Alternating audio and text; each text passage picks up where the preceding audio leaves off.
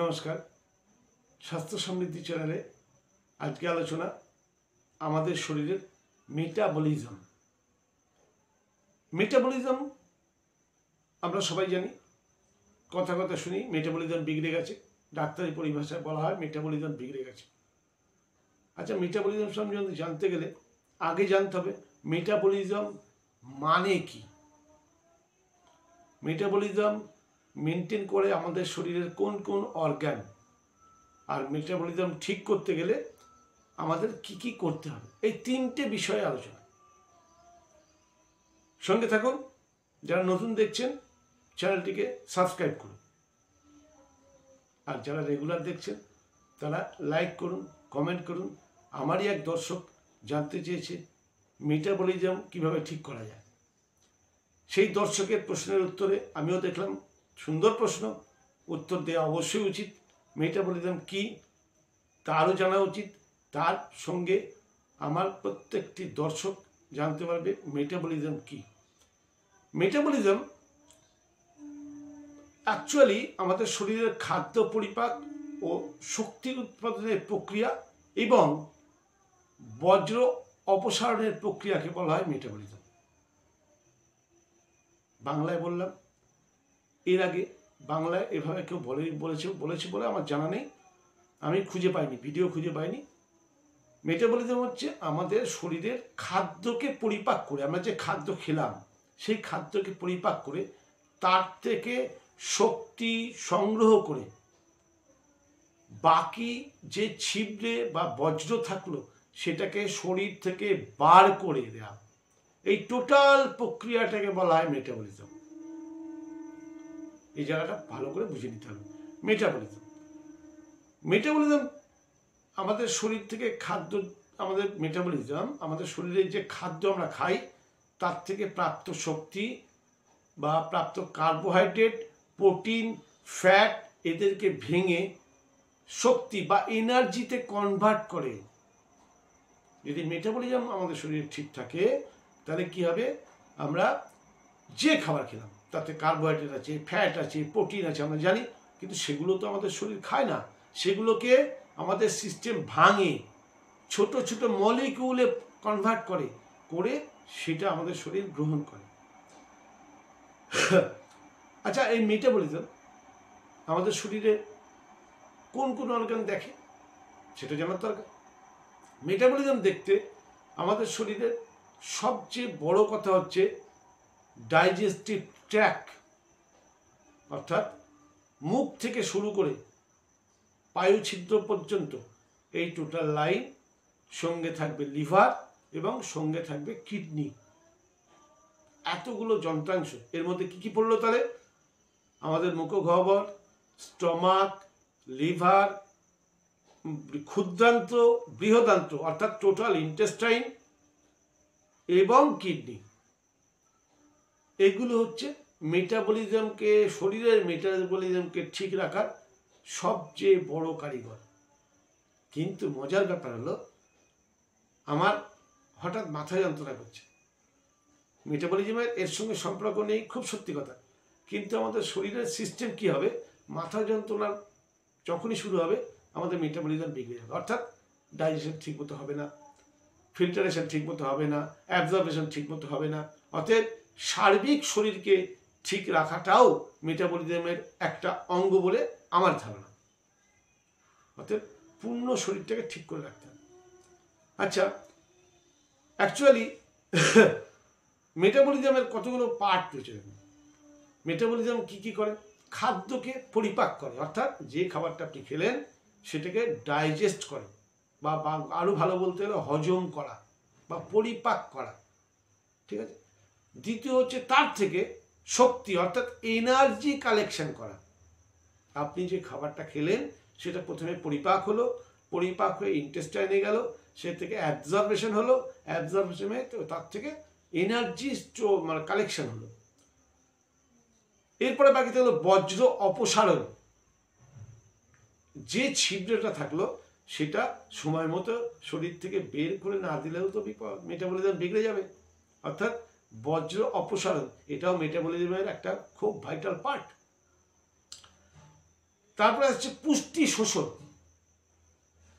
আমাদের বৃহদান্ত্রের মধ্যে বর্জ্য অপসারণের শেষ মুহূর্তে প্রচুর পরিমাণে ভিটামিন, মিনারেলস এবং পুষ্টি শোষণ হয়।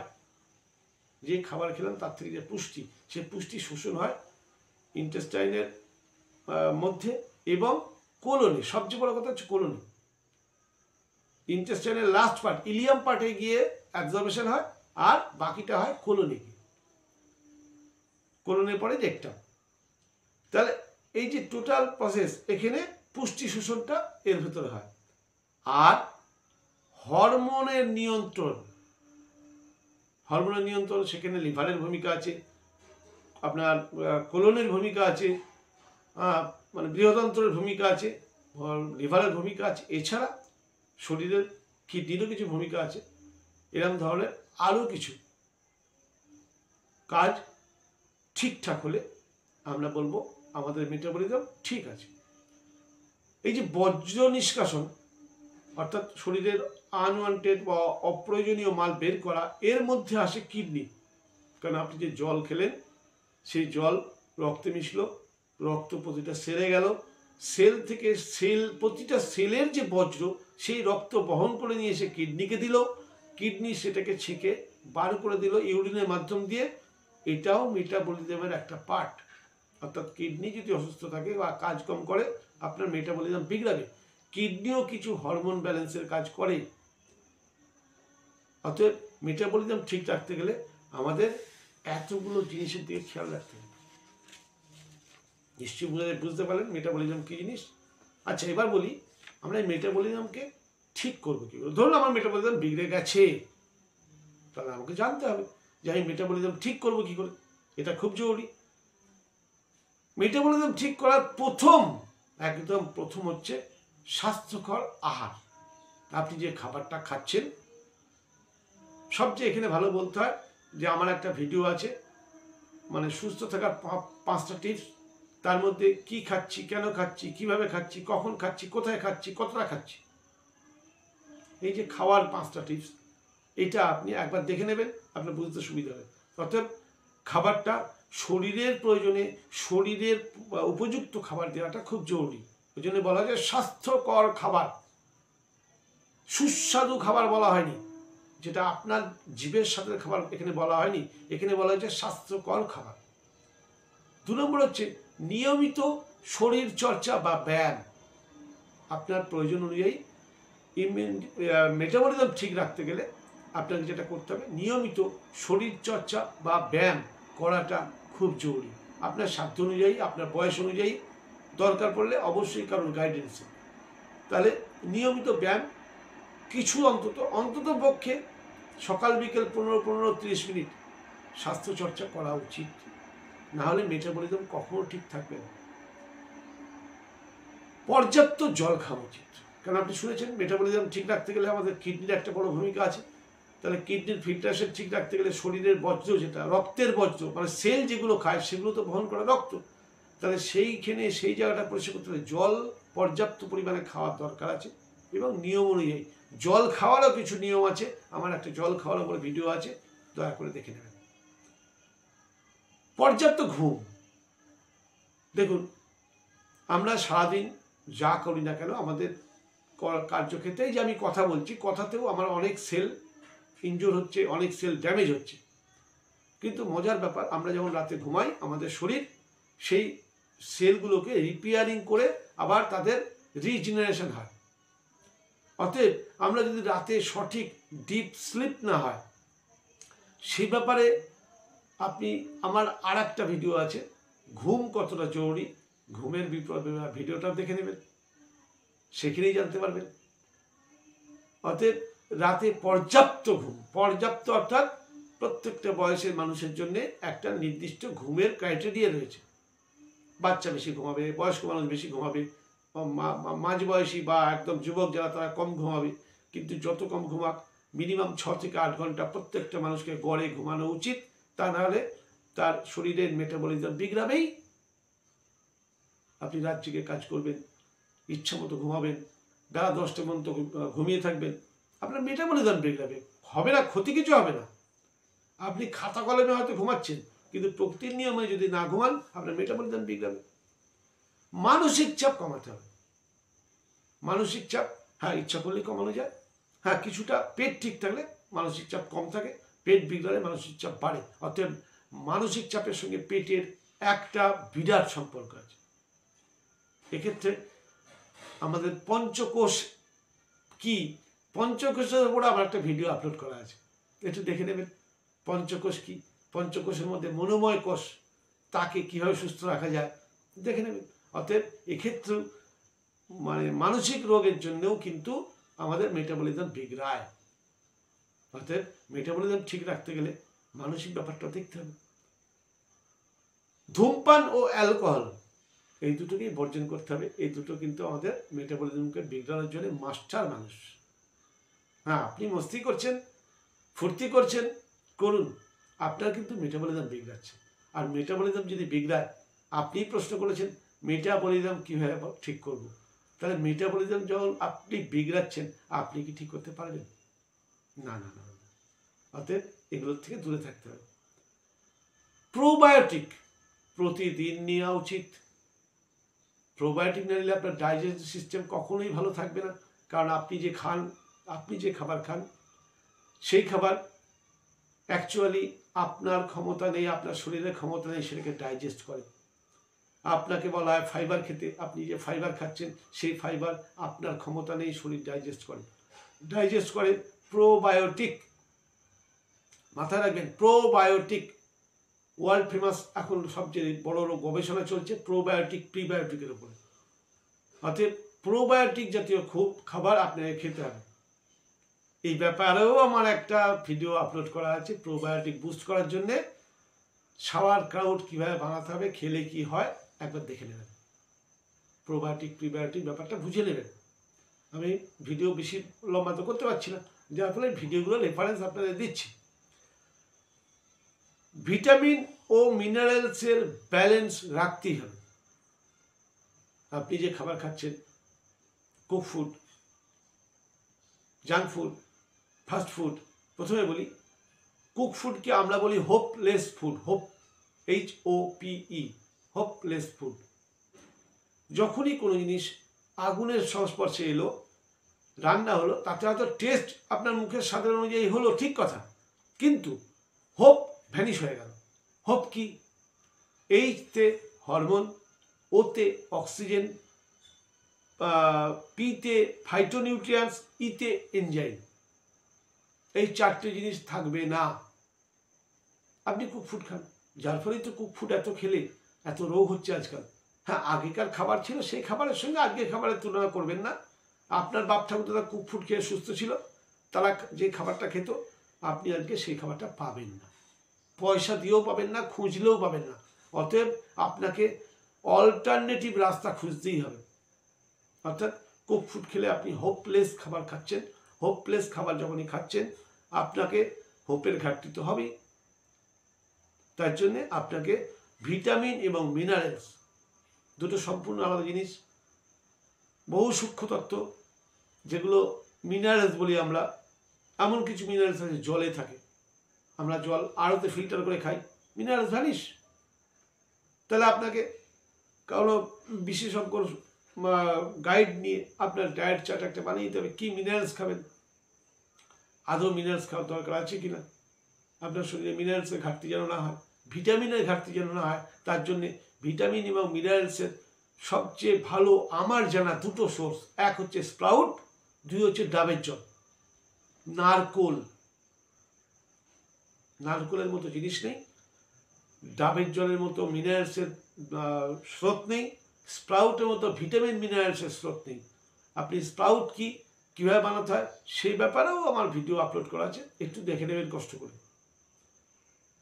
পাচনতন্ত্রের স্বাস্থ্য অর্থাৎ গাট হেলথকে যত্ন করতে হবে। গাট হেলথ অর্থাৎ মুখের থেকে শুরু করে একদম পায়ুছিদ্র পর্যন্ত টোটাল সিস্টেম আপনাকে খেয়াল রাখতে হবে। কোথাও কোনো গন্ডগোল হচ্ছে না তো, আমার দাঁত ঠিক আছে তো, আমি চিবিয়ে খাচ্ছি তো, কারণ আমি যাই খাবার খাই চিবিয়ে খেলে আপনার মেটাবলিজম কোনোদিন ঠিক থাকবে না। ওই এপাং ওপাং ঝপাং করে কট করে গিলে নিলাম হবে না। আপনাকে প্রতিটা গ্রাস কথায় বলা আছে 32 বার চিবিয়ে খেতে হবে। আপনি চিবিয়ে খেলে আপনার মেটাবলিজম খুব সহজে ঠিক হয়ে যাবে। অতএব এই মুখ থেকে শুরু করে আপনার পায়খানা ছিদ্র পর্যন্ত, মানে দেখা যাচ্ছে আপনি যা কিছু করে যেমন কনস্টিপেশন আছে, পায়খানা রোজ পরিষ্কার হচ্ছে না, বা 1 দিন অন্তর হচ্ছে, বা 3 দিন অন্তর হচ্ছে, বা শক্ত হচ্ছে, বা প্রচণ্ড নরম হচ্ছে, বা কাদা কাদা হচ্ছে, পায়খানার দুর্গন্ধ, গ্যাস, এগুলো সবই আপনার মেটাবলিজম বিঘ্নের লক্ষণ। আপনাকে এর জন্যে সঙ্গে সঙ্গে কোনো বিশেষজ্ঞের পরামর্শ দিতে হবে। হ্যাঁ, মেডিসিন নয়, ন্যাচুরোপ্যাথি। কারণ মেডিসিন দিয়ে প্রবলেম সহজেই ঠিক করা যায়, কিন্তু যতক্ষণ পর্যন্ত আপনি রোগের কারণ দূর না করবেন, রোগ মেডিসিন দিয়ে কখনো ঠিক হয় না।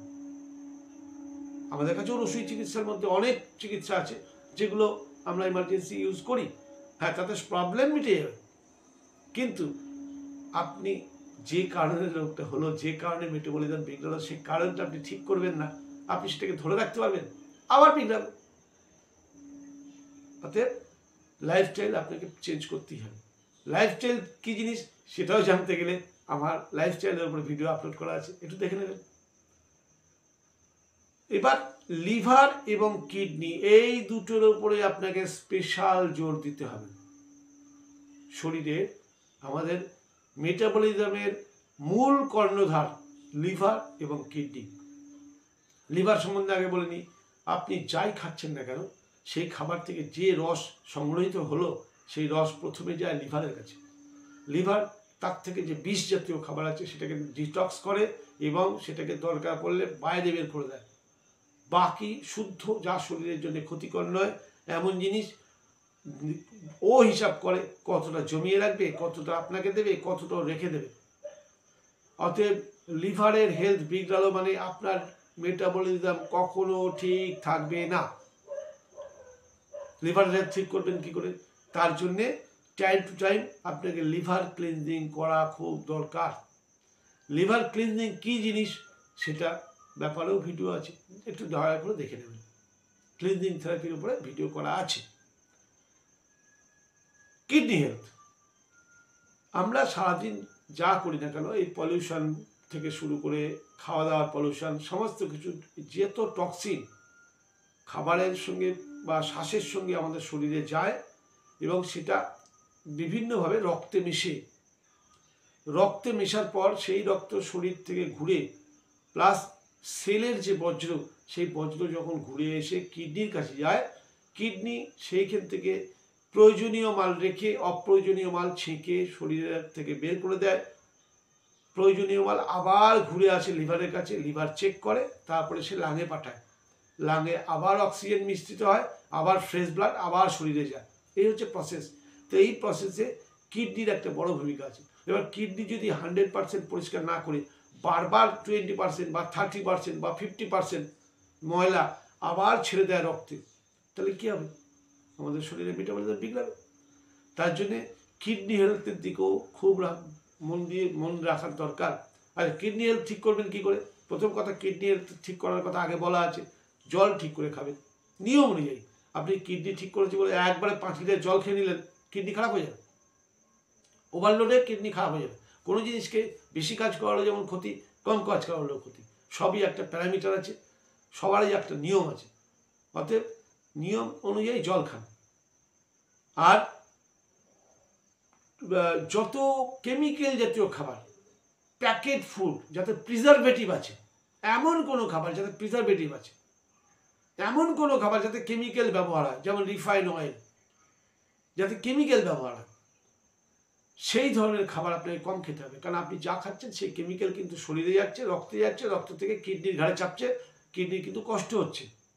আজকে দেখছেন না কথায় কথায় কিডনির সমস্যা, কারণটা কি? বাজারের এই খাবার। আজকে বায়ু তো পলিউশন, বায়ুর পলিউশনও তো আপনার রক্তে মিশছে, সেটাতেও তো কিডনিকে বের করতে হচ্ছে। মেটাবলিজম ঠিক করবেন। মেটাবলিজম ঠিক করতে গেলে এগুলোও তো ঠিক করতে হবে, কেন শরীর একটা অটোমেটিক ইঞ্জিন। এর ইঞ্জিনের একটা পার্ট খারাপ হলে আর একটা পার্ট অটোমেটিক খারাপ হবে। অতএব কিডনি হেলথ ঠিক করতে গেলে টাইম টু টাইম কিডনিকে পরিষ্কার করাও দরকার। তার জন্য কিডনি ক্লিনজিংয়ের পদ্ধতি আছে, এগুলো ওয়ার্ল্ড ফেমাস পদ্ধতি। আপনার চ্যানেলে জানার চেষ্টা করুন, আমার চ্যানেলে দেখুন, না থাকলে আরও প্রশ্ন করুন, আমি সে ব্যাপারে আরও ডিটেলসে বলবো। তাহলে এত কিছু করলে তবে গিয়ে আপনার মেটাবলিজম ঠিক থাকবে। একটু বলুন তো, এর আগে আমি লাইফস্টাইলে যে কথাগুলো বলেছি তাতে তো শুধু মেটাবলিজম নামটা ছিল না, আমরা আধুনিক হয়েছি মেটাবলিজম। বাপ রে বাপ, মেটাবলিজম মধ্যে দুটো ভাগ আছে, অ্যানাবলিজম, ক্যাটাবলিজম। আমি তো ওদিকে গেলাম না, ওটা বলতে গেলে অন্য দিকে চলে যাওয়া বলে আমি অ্যানাবলিজম ক্যাটাবলিজম থেকে আলোচনাই করলাম না, আমি শুধু মেটাবলিজম নিয়ে বললাম। তার মেটাবলিজম ঠিক করা খুব সহজ। গোদা বাংলায় সেই আমার পুরনো কথা, যদি আপনি জীবনশৈলী ঠিক করতে পারেন, অর্থাৎ লাইফস্টাইল ঠিক করতে পারেন, এটা সবার প্রথম আপনাকে বুঝে নিতে হবে। আচ্ছা, মেটাবলিজম আমরা বলছি, এটা ইংরেজি কথা, এর বাংলা কথা কি ভেবে দেখেছেন? ডিকশনারি খুলে, আমিও জানতাম না, আমিও এতদিন যতদিন পড়াশোনা করেছি মেটাবলিজম বলেই পড়াশোনা করেছি, কিন্তু আজকে যখন প্রশ্নটা এলো মেটাবলিজম কীভাবে বুস্ট করা যায়, সঙ্গে সঙ্গে আমি একটু পড়াশোনা করলাম, কারণ আমি যেন ভুল তথ্য আপনাকে না দিই। পড়াশোনা করতে গিয়ে আমার মনে প্রশ্নে আসলো, আর মেটাবলিজম বাংলা কথাটা কি? আমি বের করলাম ডিকশনারি খুলে পেলাম মেটাবলিজমের সঠিক বাংলা হচ্ছে ব্যাপন প্রক্রিয়া। ব্যাপন প্রক্রিয়া। আর একটা ভাষা আছে, সেটা হচ্ছে জীবনীয় প্রক্রিয়া। জীবনীয় প্রক্রিয়া, ভালো করে বুঝুন। অর্থাৎ মেটাবলিজম একটা ক্যাপসুল নয় যে খেয়ে নিলাম মেটাবলিজম ঠিক হয়ে গেল। টোটাল জীবনের, আমাদের শরীরের সমস্ত সিস্টেমের সঠিক কাজ করাটাকে বলা হয় মেটাবলিজম। বোঝার চেষ্টা করুন। অতএব সেটাই তো আমার চ্যানেলের উদ্দেশ্য।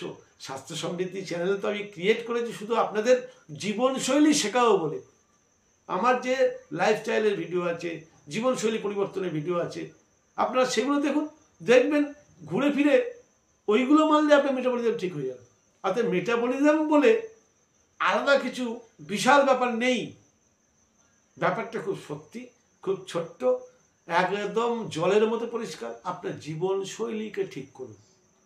আমার কাজ হচ্ছে সেই জীবনশৈলী আপনাদের শেখানো। কতটা বোঝাতে পারলাম আমি জানি না, আমি আমার মতো করে চেষ্টা করেছি। হ্যাঁ, অনেক কথা বাকি রয়ে গেছে, সব কথা বলা হয়নি, হয়তো ঘন্টার পর ঘন্টা এই যে মেটাবলিজম নিয়ে কথা বলা যায়, কিন্তু ভিডিও বেশি বড় করলে আপনি বিরক্ত হয়ে যাবেন, দেখবেন না। যদি আমার বক্তব্যগুলো ভালো লেগে থাকে, যদি আপনার কাছে মনে হয় যেটা কাজের জিনিস, দয়া করে যারা নতুন দেখছেন চ্যানেলটিকে সাবস্ক্রাইব করুন।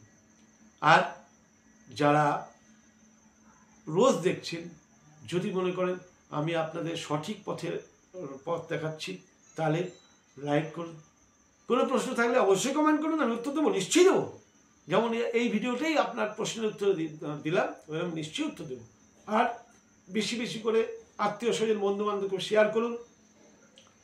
প্রত্যেকটা মানুষের মধ্যে বিনা মেডিসিনে সুস্থভাবে বাঁচার যে জ্ঞান, সেই জ্ঞান ছড়িয়ে দেওয়ার চেষ্টা করুন। নমস্কার, আজকে এই পর্যন্ত থাক, আগামী ভিডিওতে আবার দেখা হবে।